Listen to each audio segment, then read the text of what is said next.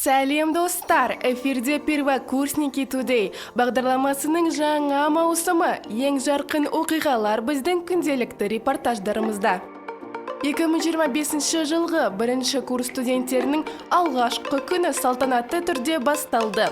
Колледж директоры Құсайын Жомарт Қоңырбайұлы студенттерді жаңа оқу жылының басталуымен құттықтап, олардың жұмысшы мамандықтар жылы мен Қазақстан Конституциясының 30 жылдығы, Абай Құнанбайұлының 180 жылдығы және Міржақып Дулатовтың 130 жылдығы сияқты айтулы даталарға тұспа-тұс түскенін ерекше атап өтті. Колледждің белсенді жоғарғы курс студенттері арасынан шыққан вожатыйлар қызықты ойындармен танысуға арналған тренингтер ұйымдастырды.